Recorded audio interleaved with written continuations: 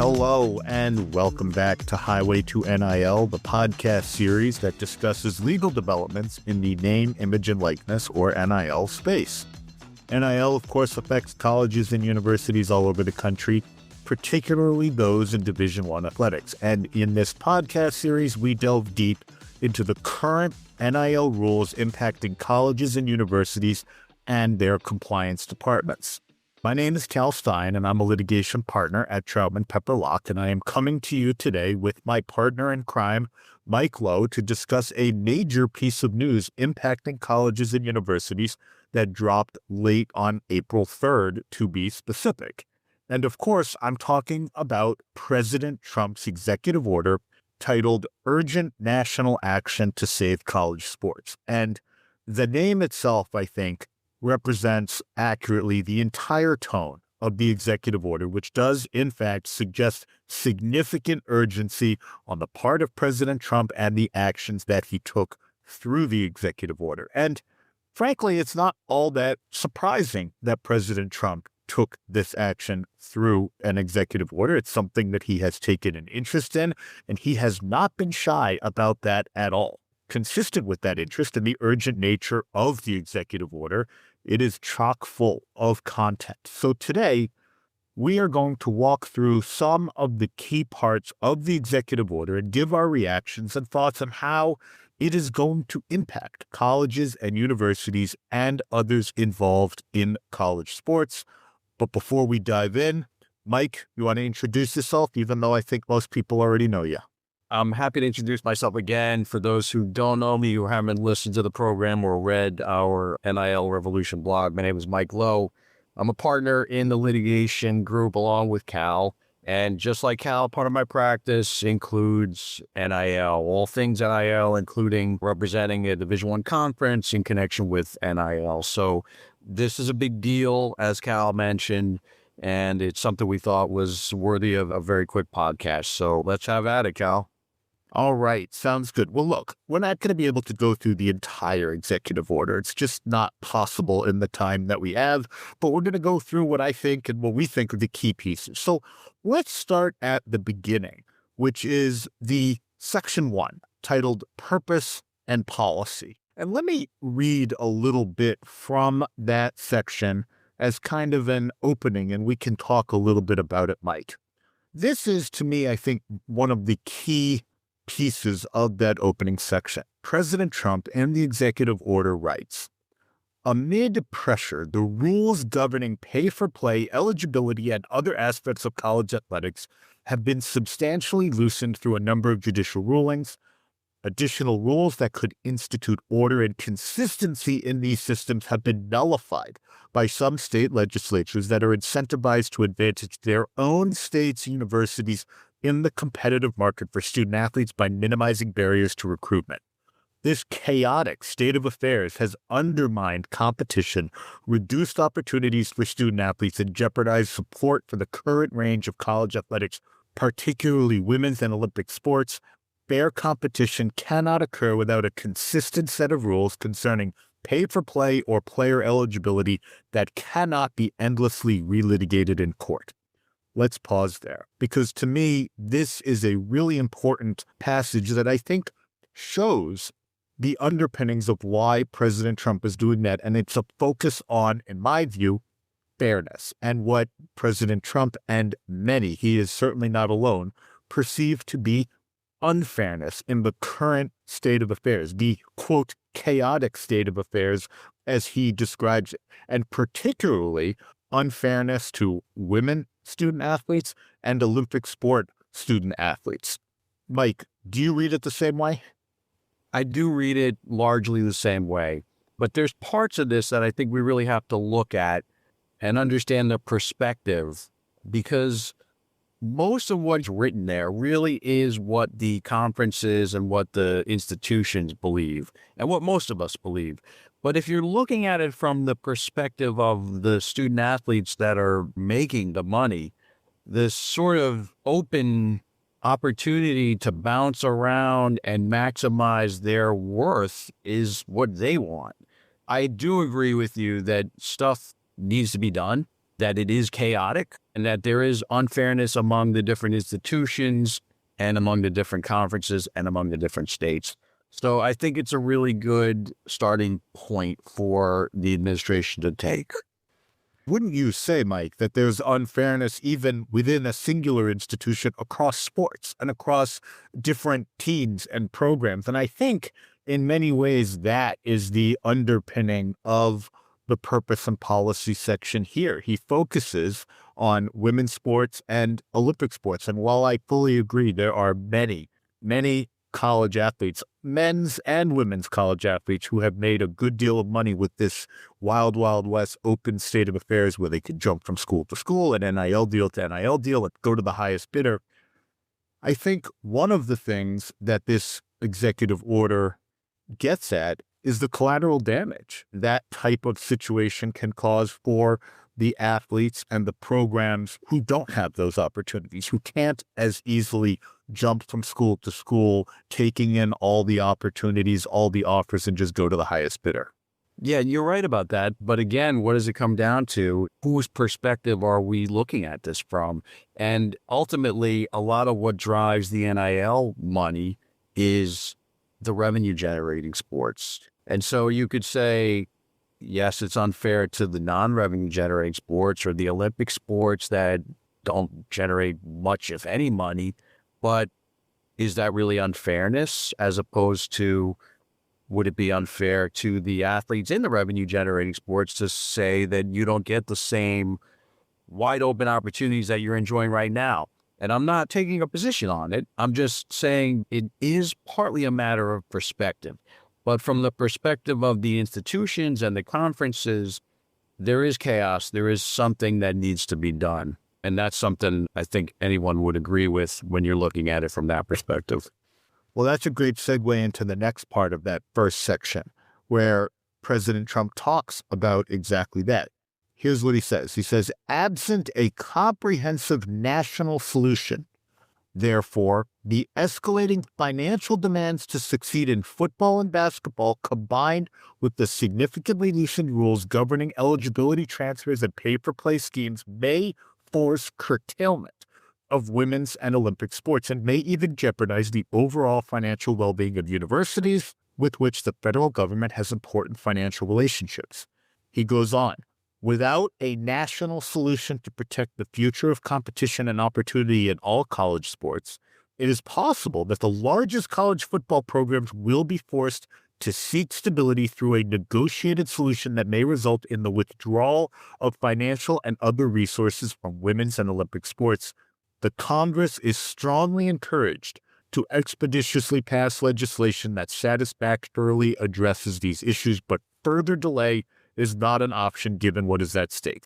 So let's unpack that last part, actually. The encouragement of Congress to actually pass legislation. Mike, we've talked a lot about this. There are some bills floating around. Are we any closer to any sort of national legislation on this issue? Well, we haven't been, but this may start, to use a football analogy, advancing the ball on that. I think this is the right statement for the president to make if the goal here is to get Congress to act. And without opining on the accuracy of the statement, I think it's something that if you want to say to Congress, look, you guys have to act, then you need to make a statement like this where you're effectively saying everything else is in jeopardy, including women's sports, because that implicates Title IX, which would be a reason for Congress to get involved. I completely agree. I think this is a strong statement and a statement that is needed. And in fact, I'm going to give President Trump even more credit in this executive order because he doesn't just say, Congress, you need to act and you need to act quickly.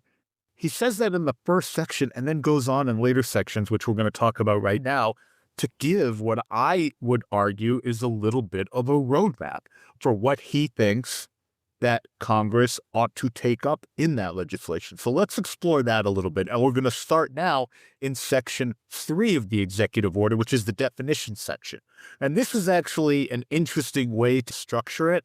But I think the way President Trump in this executive order defined certain terms gives us a lot of insight. So let's start with the first key term that he defined, which is improper financial activities. And this is how he defines that term. He says improper financial activities means the following actions taken by a federally funded higher education institution, including its officers, agents, affiliates, or representatives. 1, intentionally devising or participating in a fraudulent name, image, and likeness scheme. 2, knowingly accepting contributions, financial or otherwise, from persons who intentionally devise or participate in a fraudulent NIL scheme. 3, using federal funds for NIL or revenue-sharing payments or for any type of payment or benefit to a coach, assistant coach, general manager, recruiter, or other person engaged in coaching or managing an athletic team. And 4, tortiously interfering with a contract between a student-athlete and another federally funded higher education institution, including a scholarship agreement. Certainly, President Trump is focused on, apparently, fraudulent NIL schemes. But the one that really caught my eye, Mike, and I'm interested if it was the same for you, was the last one, the tortious interference. Yes. Because that's something we've talked a lot about and has been a huge issue. What's your reaction there? Yeah, that's a very strong statement. And that's the one that is interesting, because what is going on in the world of college sports now is that the focus is on tampering. The focus is on the schools that want to get the big player going after that player prior to the entry into the transfer portal. President Trump is calling them out and basically saying this is going to be something that we view as an improper financial activity. Yeah, I mean, we've been talking about this for a while. We've been talking about tampering. We've been talking in some of these cases where a high-profile quarterback gets poached by another school and the school that he's leaving wants to take legal action. You know, there's really not a realistic path to get an injunction to prevent him from playing for the new school. What recourse do they have? Tortious interference. It's something we've talked about. I'm just going to ask it, Mike. Do you think that this is a plea or a direction by President Trump to Congress to say you need to put in place some sort of rule or some sort of law that would prevent this? Or maybe it's to the NCAA to say you need a rule, a better rule that would prevent this. Cal, I think this is really directed to Congress. Because as you know, we've talked about this over and over again, that some kind of legislation is urgently needed. And the reason for that, I think, is the basis for all the rulings that favor the student athletes have been on antitrust grounds. And it makes sense because if you look at all the NCAA rules that are being invalidated or being enjoined from being enforced, it's all on antitrust grounds. It's all based on the court saying, well, this rule effectively is an unfair restraint of trade on this student athlete's ability to earn the money they could get for their NIL. So the only way you're going to get some kind of binding resolution here that actually stands up is if you have legislation, much like you have for Major League Baseball, where they have an antitrust exemption.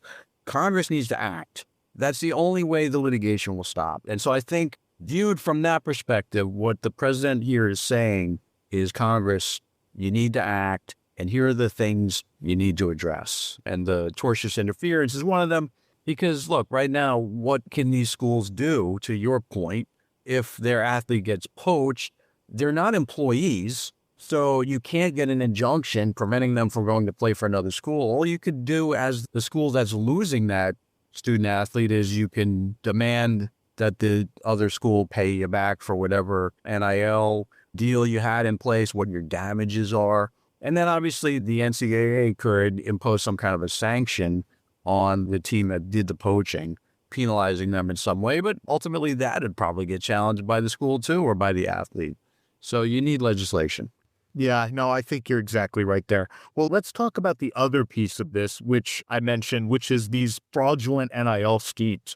And I actually think the way President Trump defines that term is pretty indicative of where he's going with this as well. So he says fraudulent NIL scheme means a scheme to pay for goods or services, including NIL services, above the actual fair market value of those goods or services, in connection with a student athlete's participation in intercollegiate athletics, including through the use of collectives or similar entities. And then he goes on to say the term does not include, among other things, it does not include fair market value compensation provided for the NIL rights of a student athlete by a third party not affiliated with the athletic department of a higher education institution for a valid business purpose that is related to the promotion or endorsement of goods or services provided to the general public for profit, and that is not tied to participation in the athletic program of a particular higher education institution at rates and terms commensurate with compensation paid to individuals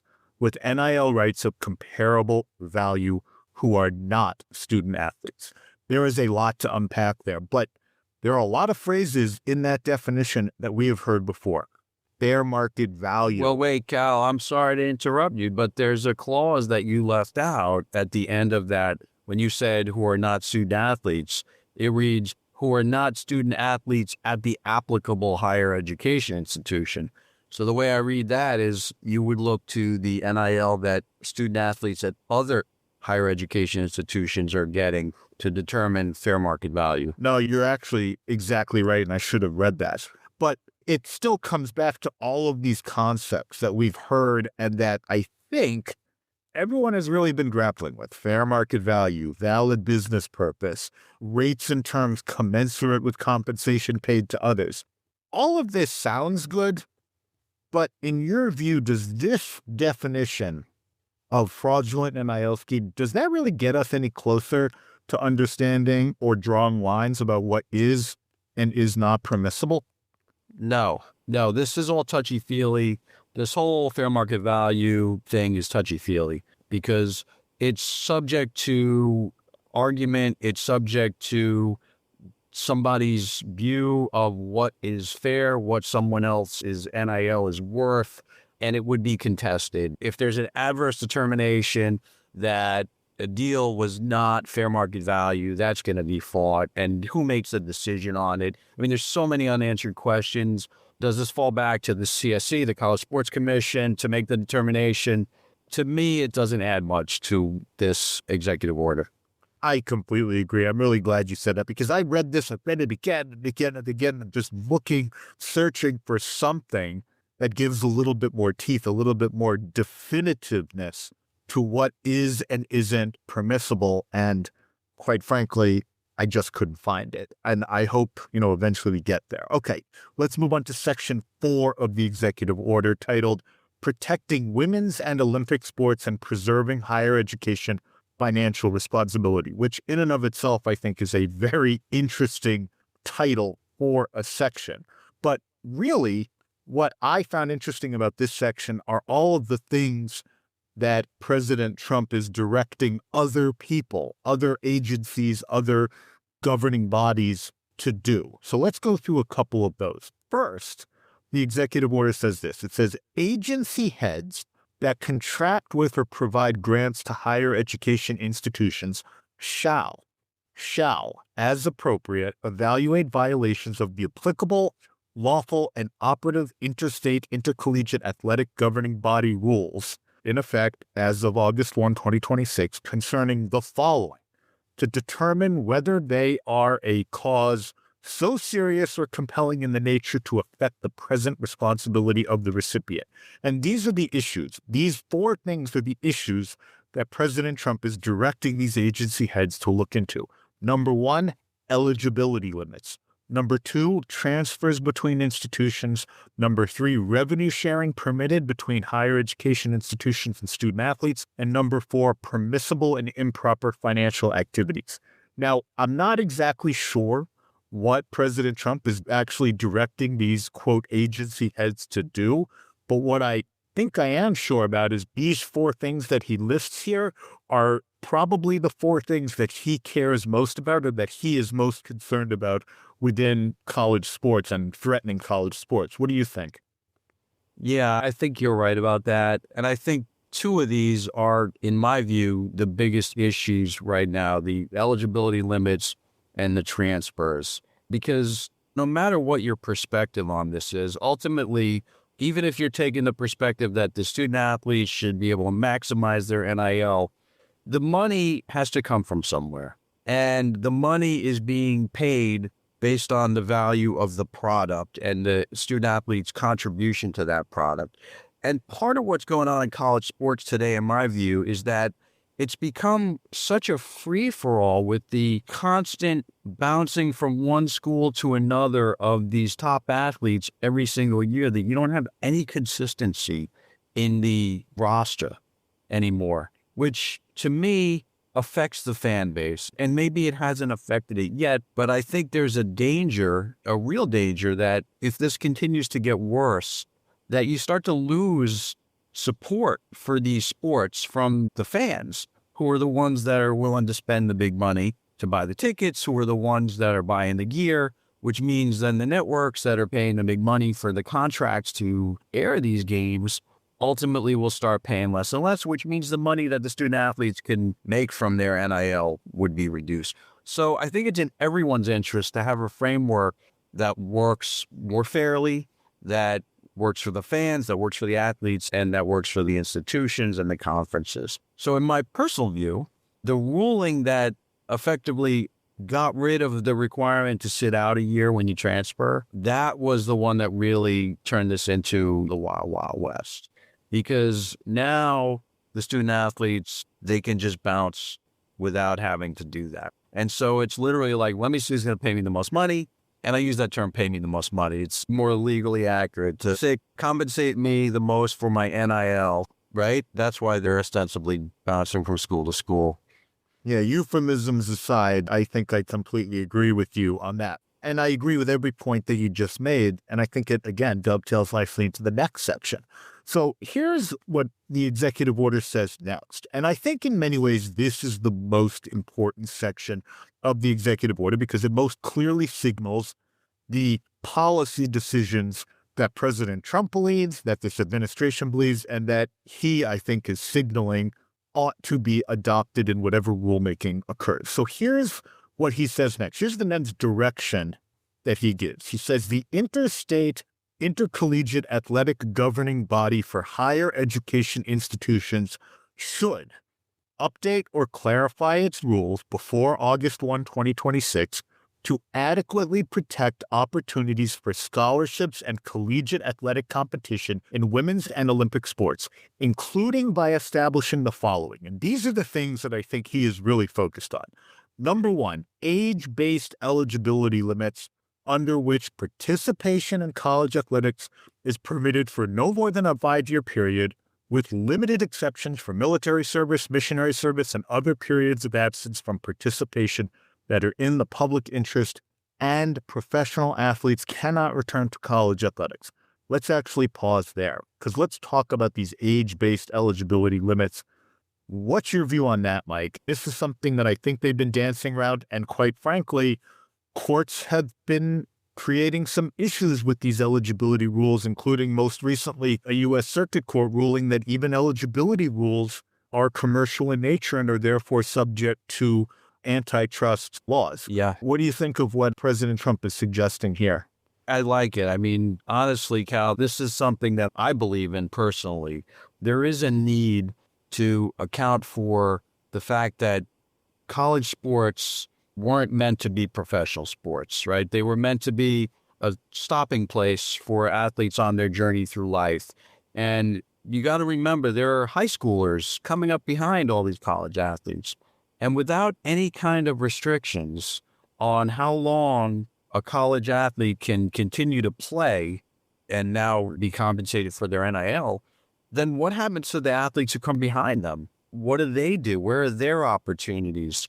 So when you look at it from that perspective, to me, having an age-based eligibility limit is also something that makes a lot of sense, and it dovetails in with the 5-year rule. We've talked about, you and I, on this program, and I believe in our blog posts, how crazy it could be if you don't have some sort of a time limit or a number of years. You know, student athletes can stay in school and pursue degree after degree after degree and continue to play for the school 10 years, making NIL money the whole time, taking opportunities away from others who come behind them. And unless there's some sort of legislation, in my view, to your point about the antitrust issues, that's going to continue to be the impediment to a rule by the NCAA or any other intercollegiate governing body. If you don't have legislation, you can't get around the antitrust problems. And you're still left with the risk that a court somewhere in some district will rule against you. And if one court does it in one district, how does that now play out with schools in the other districts?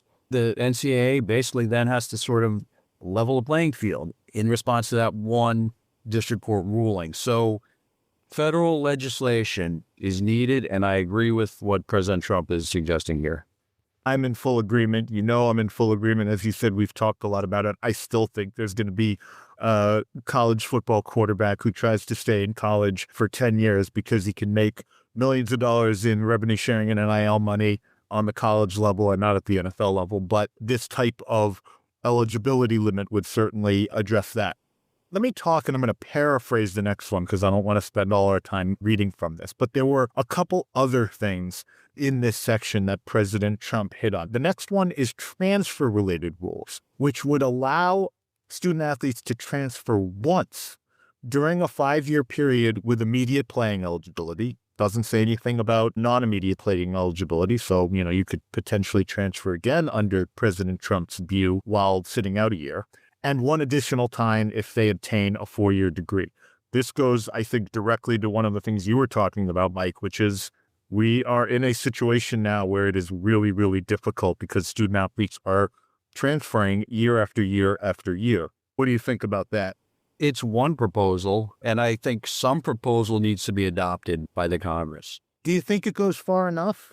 Do you think it goes far enough? I mean, I don't think there's enough detail, Cal. Honestly, I don't think there's enough detail here to really give an opinion on whether it goes far enough, because what does this mean? One additional such time if the student athlete obtains a 4-year degree. Does that mean after the 4th year they could stay and play another year of college football while they're not taking classes? It's unclear to me. And I don't really have a personal issue with transferring once without having to sit out a year. So maybe a better solution would be if you want to transfer again, you have to sit out a year. I don't know, but something's needed. That's what it used to be, right? That's what it used to be. Yeah.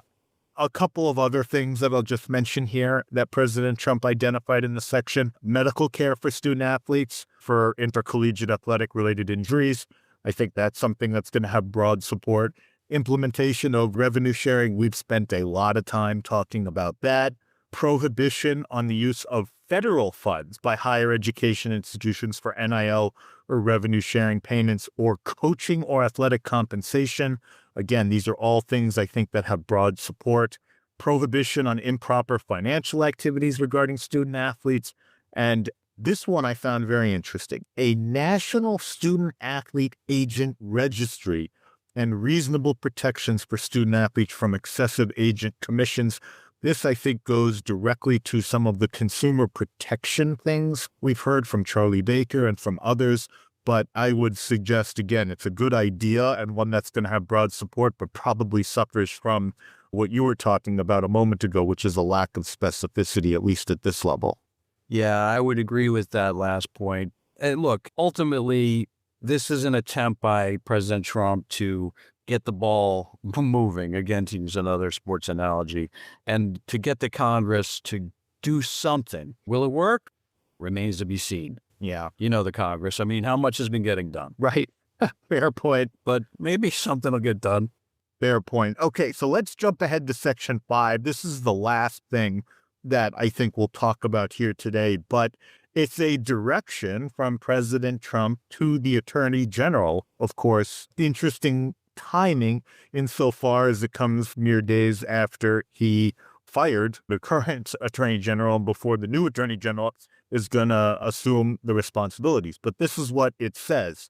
The Attorney General shall take appropriate measures to further meritorious actions to invalidate state laws that conflict with interstate collegiate athletic governing body rules and discriminate against out-of-state commerce or unduly burden or impede interstate commerce in violation of the Constitution, impair a contractual relationship in violation of the Constitution, or are otherwise invalid under federal law. So to me, this is revealing something that I think has really, really irked President Trump, which is state laws. And he mentioned it, you may recall, way back at the beginning in that opening section. He seems really irked by these state laws that conflict, in particular state laws that seek to give in-state institutions a competitive advantage. So here he is directing his new attorney general to take appropriate measures to actually litigate, to invalidate state laws that conflict with, I suppose, NCAA rules. What do you make of this, Mike? This is another one of those components of this executive order that I think are really too vague to have a lot of teeth at this point. And I get the idea. It's a warning shot to the state legislatures to say, look, I'm concerned about this.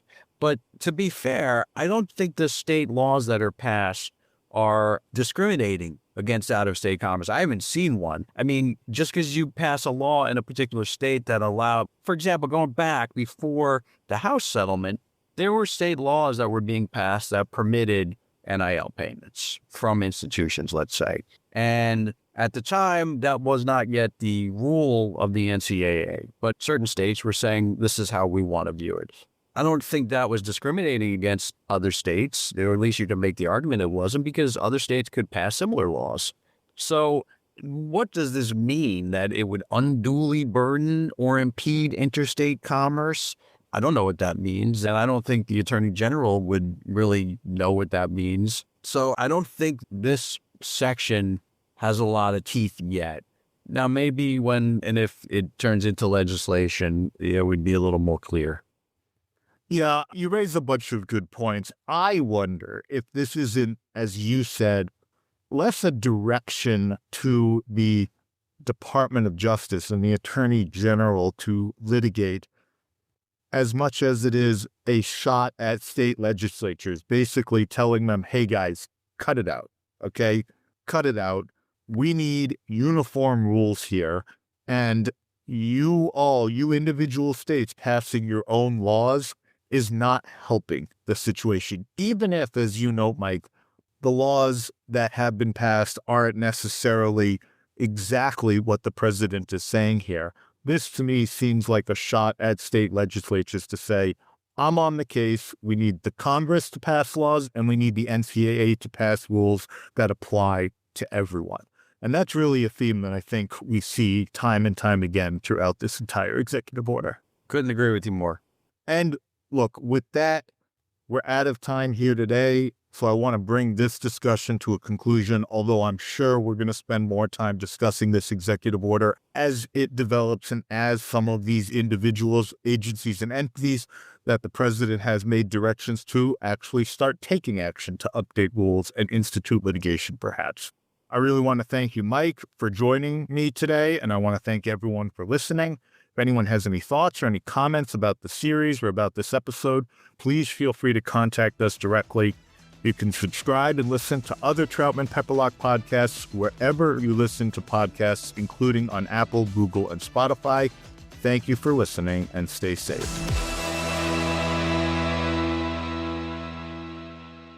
Copyright Troutman Pepper Locke, LLP. These recorded materials are designed for educational purposes only. This podcast is not legal advice and does not create an attorney-client relationship. The views and opinions expressed in this podcast are solely those of the individual participants. Troutman does not make any representations or warranties, expressed or implied, regarding the contents of this podcast. Information on previous case results does not guarantee a similar future result. Users of this podcast may save and use the podcast only for personal or other non-commercial educational purposes. No other use, including without limitation, reproduction, retransmission, or editing of this podcast may be made without the prior written permission of Troutman Pepper Locke. If you have any questions, please contact us at troutman.com.